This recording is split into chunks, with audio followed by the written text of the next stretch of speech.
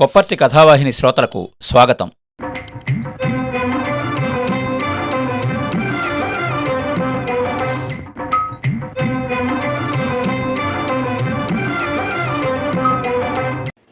వెలుగునీడల పడుగుపేక లాంటి మానవ జీవితంలో వికారాలు ఉంటాయి, మమకారాలు ఉంటాయి, మెట్టలు పల్లాలు ఉంటాయి. ఉంటే ఉండనీగాక. అట్టడుగున మానవత ఒకటి ఉండేంతవరకు పర్వాలేదు. ముసలమ్మ బిడ్డలందరూ అసాధారణ మానవులేం కాదు. కానీ గాలిలోని దీపాన్ని చేతులు అడ్డంగా పెట్టి ఎంతకాలం అని కాపాడగలరు? వినండి, కాట్రగడ్డ దయానంద్ గారి కథ పండుటాకు. ఒకదాని తర్వాత ఒకటి ఒకే పద్ధతిలో కట్టిన ప్రభుత్వ ఇండ్ల దక్షిణం వరుస.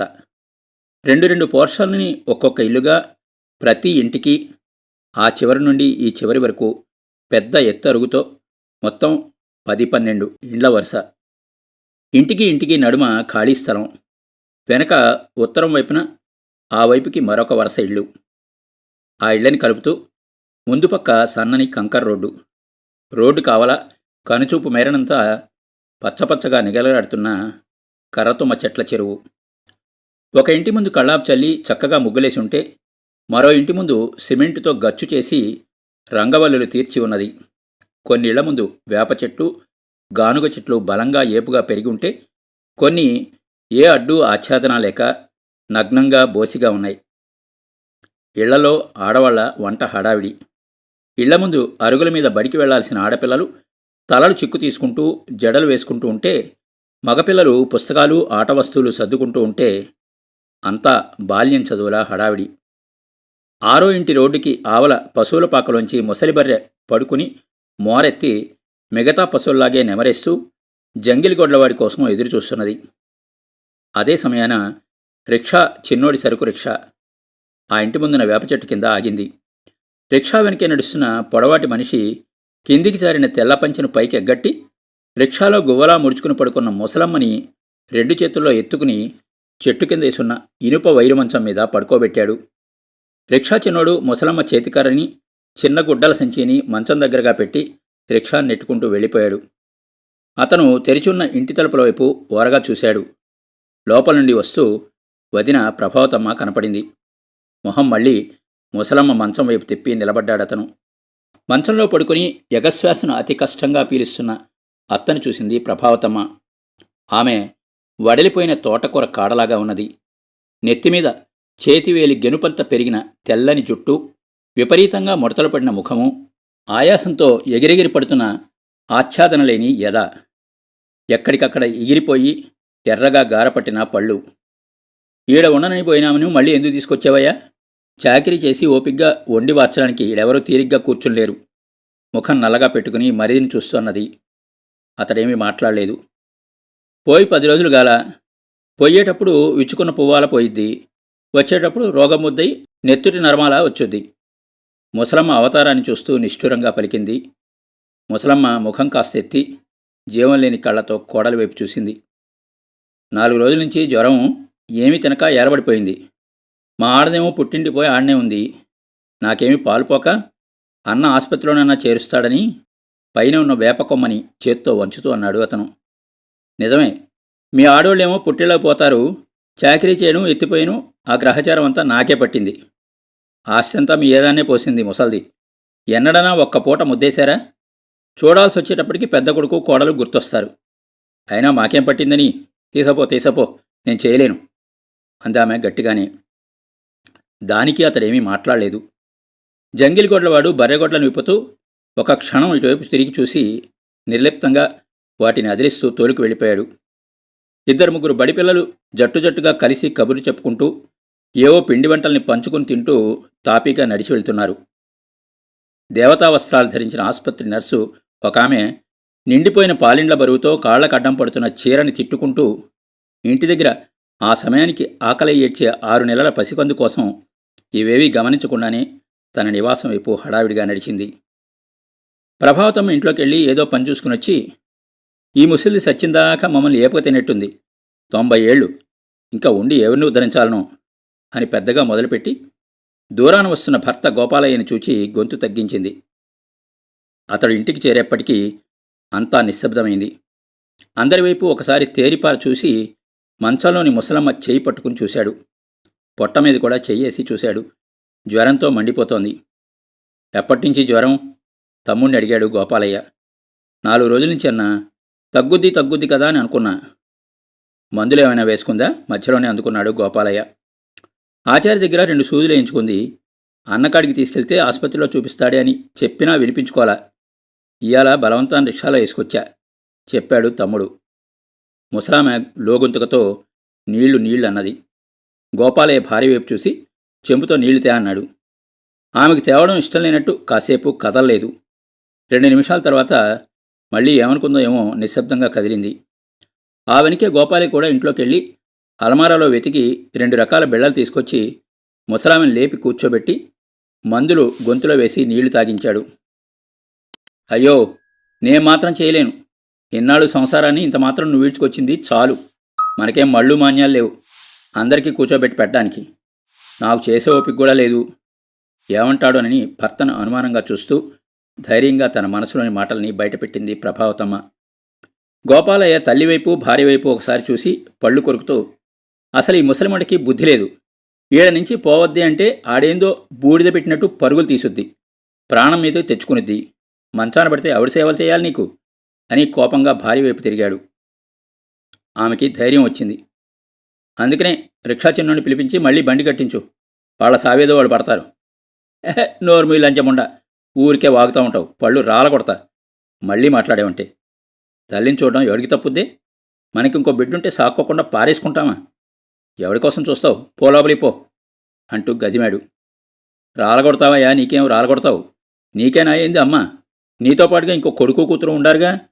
వాళ్ళకి లేని బరువు నీ ఒక్కడికే ఏంటంట? కాపరానికి వచ్చి 25 ఏళ్ల నుంచి చూస్తున్నా. ఇట్ట చేసి సంసారం ఈ గతి పట్టించావు. నా పిల్లల చదువులకు వచ్చేసరికి నేను చాకిరీ చేసి రెక్కలు ముక్కలు చేసుకోవాల్సి వస్తోంది. నా మాటకు ఎన్నడైనా రాగి పైసంతా విలువనిచ్చావా? ఏడుస్తూనే లోపలికి వెళ్ళిపోయిందామె. ఒకరిద్దరు చూస్తూనే ఆ దారిన నడిచి వెళ్లారు. పోస్ట్మ్యాను దసరా రోజుల దగ్గరకొచ్చాయని నవ్వుకుంటూ వచ్చి నమస్కారం పెట్టి ఉత్తరం అందించి వెళ్ళాడు.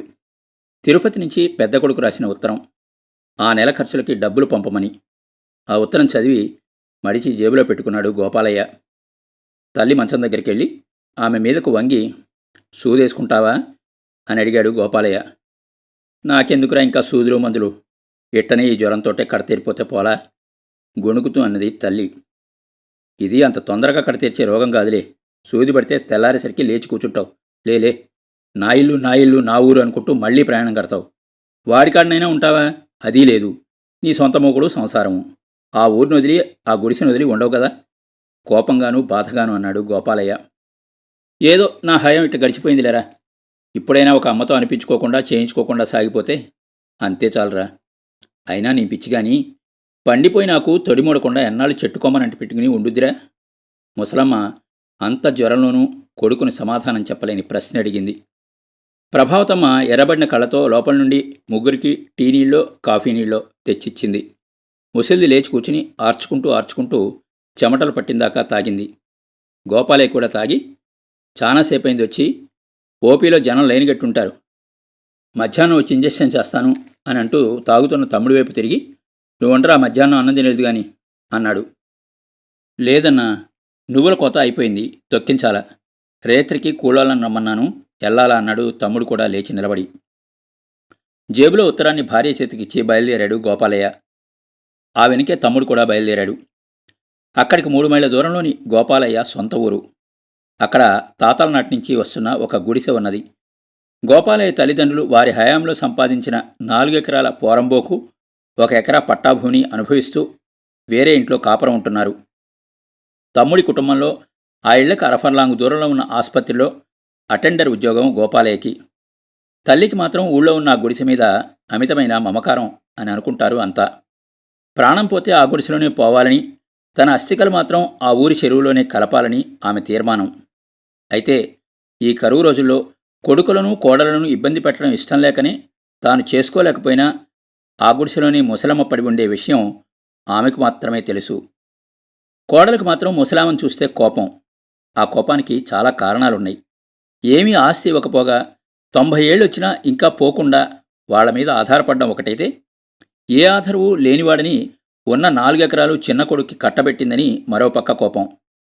ఆస్తి తీసుకున్నవాళ్ళు ముసలమ్మని చూడకుండా పంట పండలేదని, అప్పులయ్యాయని, అదని ఇదని సాకులు చెప్పి బాధ్యతల నుండి మరిది తప్పించుకుంటున్నాడని, బరువంతా తమనెత్తినే వేస్తున్నాడని అనుమానంతో కూడిన కోపం ఆమెది.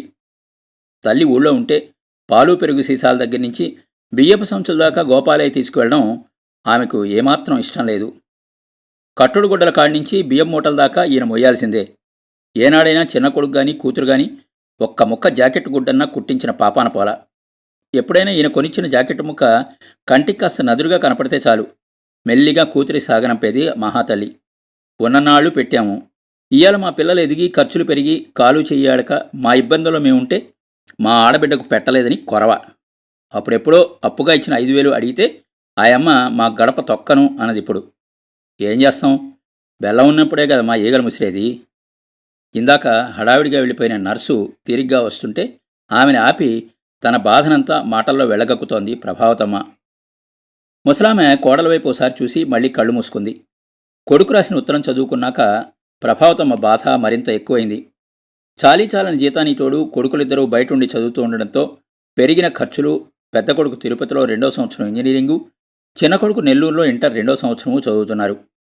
ఖర్చులు భరించలేక ప్రభావతమ్మ కూడా 4 బర్రెగొడ్లని పెట్టుకుని పాలో నీళ్లు అమ్మి 4 రూపాయలు సంపాదిస్తోంది. పొద్దుటిపూట ఇడ్లీలో దోశలో చేసి కావలసిన వాళ్ళ ఇంటికి పంపిస్తే పొట్లాలు కట్టిస్తుంది. ఆఫీసుల వాళ్ళు ఎవరైనా టీ కోసం ఫ్లాస్కులు తీసుకొస్తే డబ్బులు తీసుకుని టీ చేసి పోస్తుంది. అప్పటికి ఆమె పుట్టింటి వాళ్ళు కాస్త భూమి జాగా ఉన్నవాళ్ళు. బర్రెగొడ్లకు కావలసిన గడ్డిని సంవత్సరానికి ఒకమారు తోలి పెడతారు. నెలలా రేషన్ బియ్యము, కావలసిన చక్కెర, పండే ఉప్పులు, పప్పులు అన్నీ వాళ్ళు వచ్చినప్పుడల్లా మోసుకొస్తూ ఉంటారు. వాళ్ళు అంత సర్దుతున్నా, గోపాలయ్య ఉద్యోగపు రాళ్ళు వస్తున్నా ప్రభావతమ్మ నిద్రలేచిన దగ్గర నుంచి పడుకున్నదాకా 2 కాళ్ళు ఒకచోట పెట్టకుండా చాకిరీ చేస్తున్నా ఆ సంసారం ఎదురం మొగుడు పెళ్ళాలిద్దరికీ కష్టంగానే ఉన్నది. మనిషికి మనిషి ఆసరా కాదు, ఖర్చులు పెరుగుతున్న రోజులు. ముసలమ్మ మా మీదనే ఎందుకు పడుండాలా? తాగడానికి పెద్ద లోటాడు టీ నీళ్లు కావాలా, తినడానికి కంచం కూడు కావాలా? మళ్ళీ ప్రేమలు అభిమానాలు మాత్రం చిన్న కొడుక్కి కూతురికి. వాళ్ళ మీద ఈగ వాళ్ళనేదు.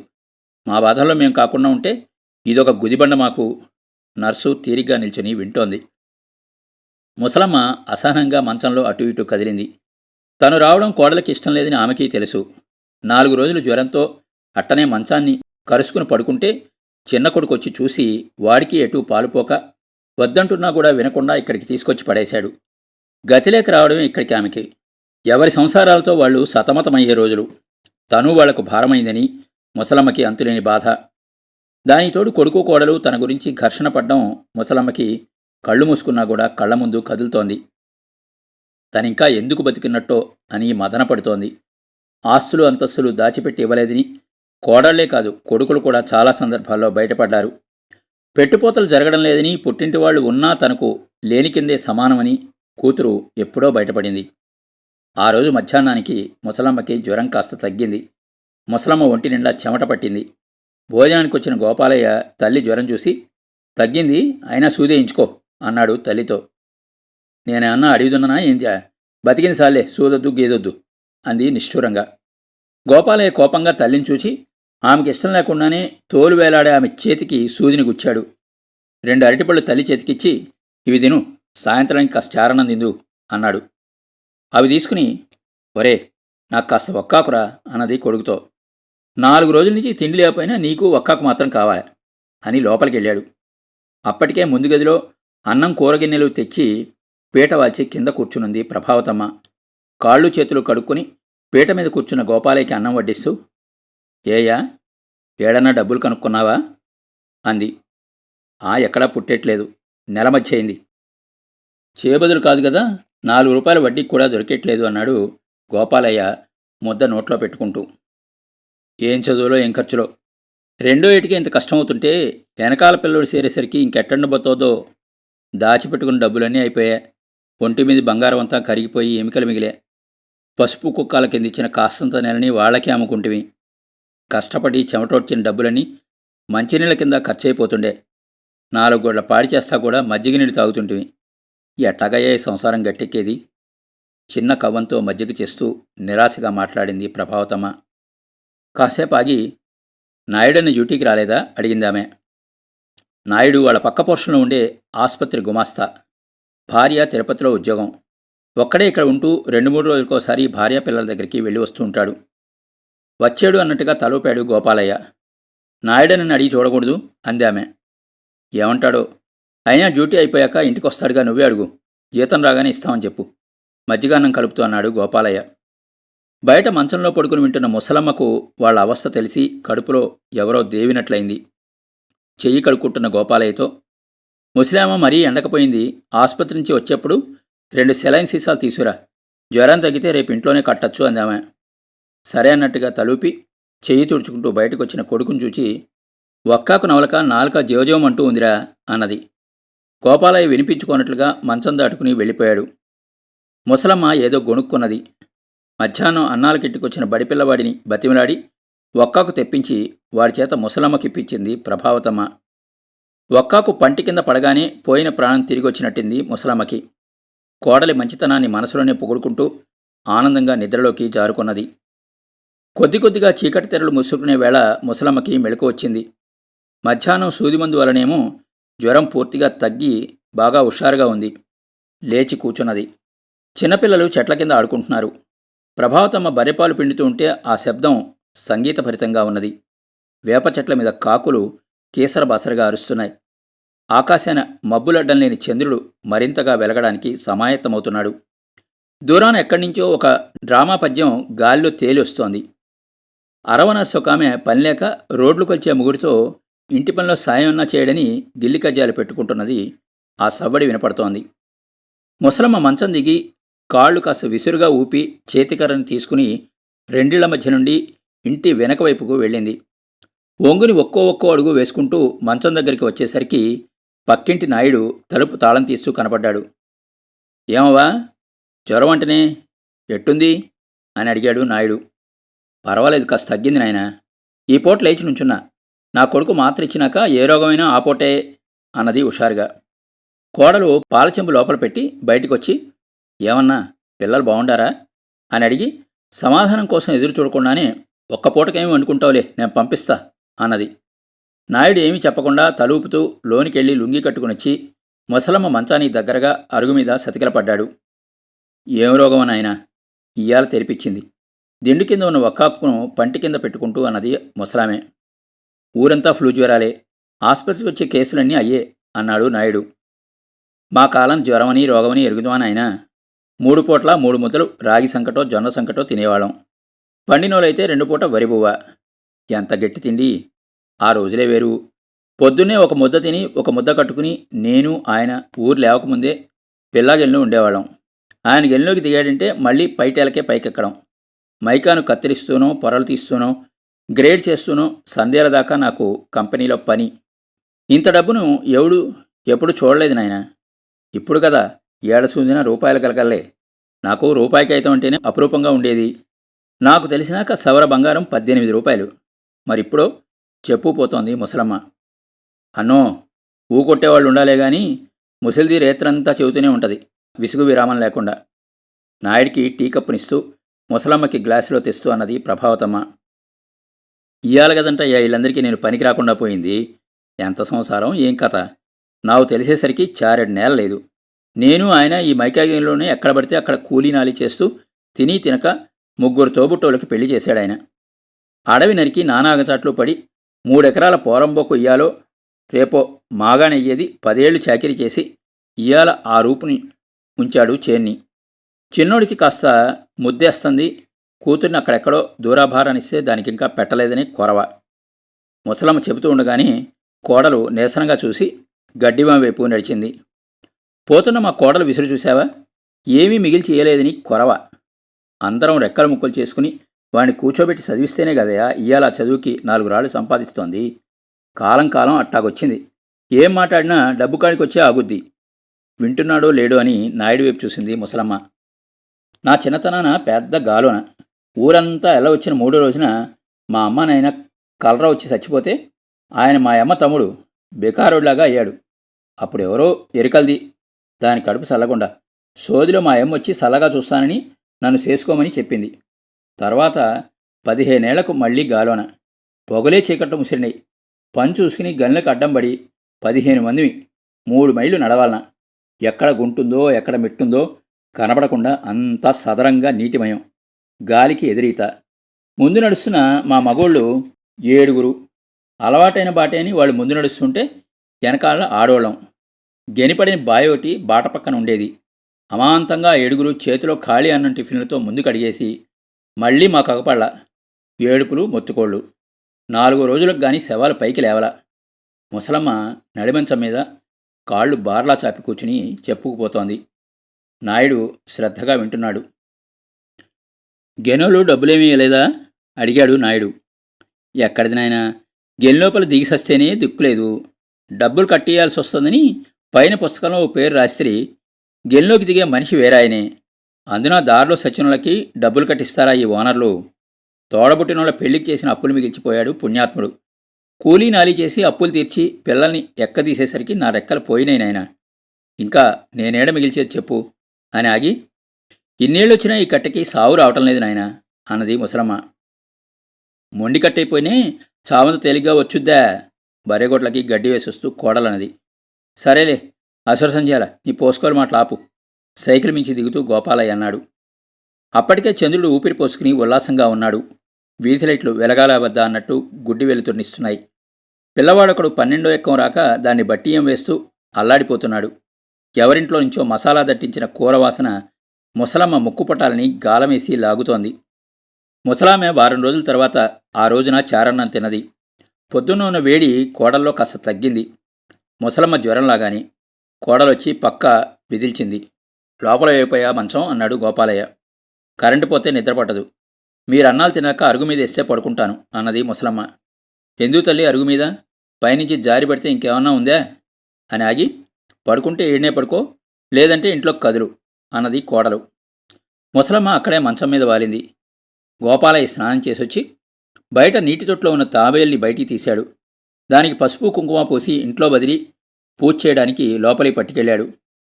తాబేలు ఇల్లంతా తిరిగితే నట్టిల్లంతా ధనలక్ష్మితో కలకల్లాడుద్దని ఎర్రివాడికి. అయినా ఇట్లాంటి చాదస్త పనులే చేస్తుండేవాడు. వారసత్వంగా గామాల అనుకుంది ముసలమ్మ పడుకునే. 3-4 రోజుల్లో పౌర్ణమి. చంద్రుడు సాధ్యమైనంత కాంతిని భూమి మీదకి పంపుతున్నాడు. వీధిలైట్లు ఎప్పుడో ఆరిపోయాయి. ఎక్కడో తీతూ కూసింది. ముసలమ్మకి మెలకు వచ్చింది. అంతా నిశ్శబ్దం. కోడలు తలుపు తీసుకుని బయటికొచ్చింది. బర్రెగొడ్లకు సాయంకాలం దూసుకొచ్చిన గడ్డిని విదిల్చింది. చుట్టూ వెన్నెల. ఆ ఇంటి మీద నల్లగా పరుచుకున్న వేప చెట్టు నీడ. నాయుడి ఇంట్లో లైట్ వెలుగు కిటికీ సందుల్లోంచి బయటికి వస్తోంది.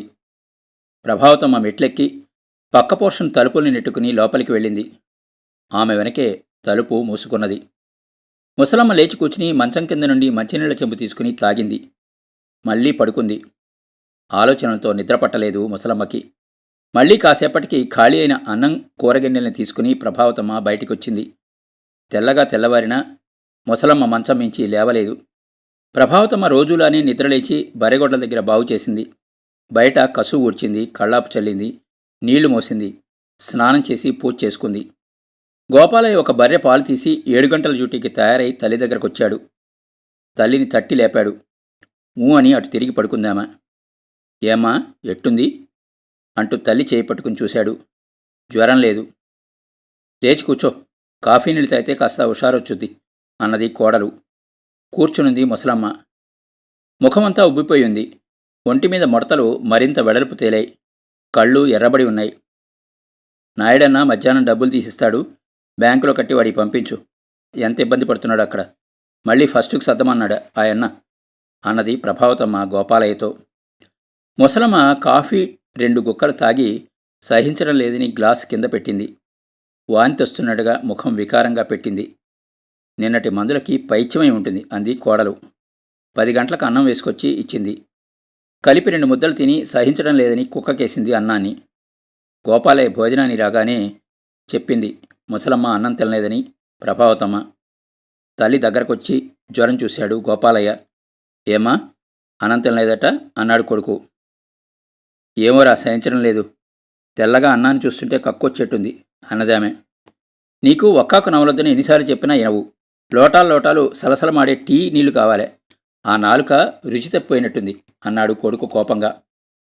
వారం రోజుల నుంచి తిండి లేకపోయా, సహించడం లేదని ఇప్పుడు తినకపోతే లేచి తిరిగేదట్టా? కోడలొచ్చి అన్నది. నాకు కూటికి రుణం తీరినట్టుందమ్మా.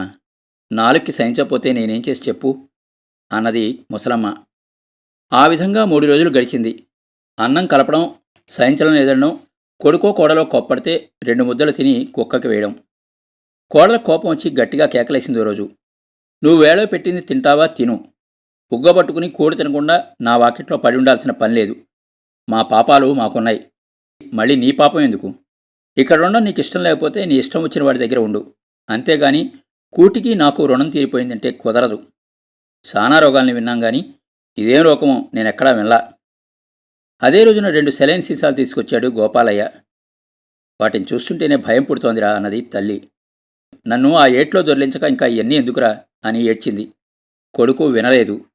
పడుకోనని సతాయిస్తూ ఉంటే తల్లిని చెంపకులాగి ఒక్క దెబ్బ వేశాడు. తినమంటే తినవు, సెలైన్ కడతానంటే వినవు అంటూ బలవంతాన వెనక్కి పడుకోబెట్టాడు. సెలైన్ సీసాని తాడుతో కిందకు వాలిన చెట్టు కొమ్మకి కట్టాడు. నరం వెతికి సూదిగుచ్చాడు. అబ్బా అని మూలిగింది ముసలమ్మ. ఆకలి కావటానికని సెలైన్ సీసాలోకి ఎర్రటి మందునెక్కించాడు గోపాలయ్య. ముసలమ్మ వద్దంటున్నా వినకుండా సాయంత్రానికి మరో సీసాని కూడా ఎక్కించాడు. చీకటి పడింది. చంద్రుడొచ్చాడు. గోపాలయ్యని రమ్మని పిలిచింది తల్లి. ఒరే, ఆ తెల్లకూడంటేనే నాకు జలజనితగా ఉందిరా. ఈ పూట నాకో ముద్ద రాగి సంకటి, కాసిన పచ్చిపులుసు పోస్తే తింటారా అన్నది. కోడలు విని, అయ్యో, 1 కిలో రాగులు తేపో, తినాలే గాని కావలసింది చేసి పెట్టాం అన్నది. ఆ రాత్రి పొద్దుపోయిన తర్వాత ఒక పెద్ద రాగి సంకటి ముద్దని ఎర్రటి పచ్చిపులుసుతో అద్దుకుని జారమింగింది ముసలమ్మ. కొడుకు కోడలు కాస్త కుదురపడ్డారు. పర్వాలేదులే, సెలైన్ మందు పనిచేసిందని కాస్త ఊరటపడ్డారు. తెల్లారి కోడలు నిద్రలేచి చూసేప్పటికీ ముసలమ్మ మంచంలో లేదు. బయటికెళ్ళి ఉంటుందని సరిపెట్టుకుంది. ఎంతసేపైనా రాకపోయేసరికి ఇంటి వెనక్కెళ్ళి చూసింది. అనుమానం వచ్చి ఇంటి ముందు కర్రతుమ్మ చెట్లల్లో వెతికింది. ఎక్కడా కనపడలేదు ముసలమ్మ. గోపాలయ్యని లేపింది. ఆ చుట్టుపక్కలంతా వెతికారు. గోపాలయ్యకి అనుమానం వచ్చి సైకిల్ ఎక్కి వాళ్ళ ఊరెళ్ళాడు. గుడిసె తలుపు ఓరగా వేసున్నది. నెట్టి లోపలికి వెళ్ళాడు. లోపలంతా కొత్తగా అర్థం అయ్యి కానట్టుగా ఉన్నది.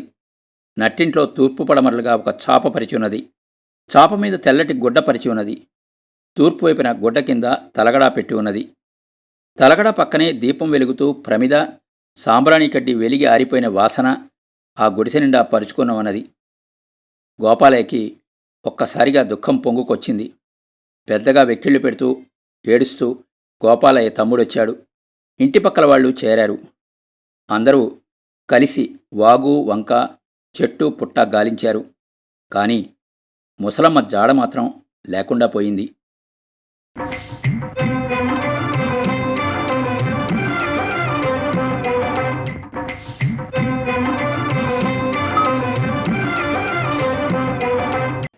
విన్నారు కదండి, కాట్రగడ్డ దయానంద్ గారి కథ పండుటాకు. మరో మంచి కథతో మళ్ళీ కలుద్దాం. అంతవరకు సెలవు. మీ కొప్పర్తి రాంబాబు, విశ్రాంత ఉద్యోగి, ఇండియన్ బ్యాంక్, విజయవాడ.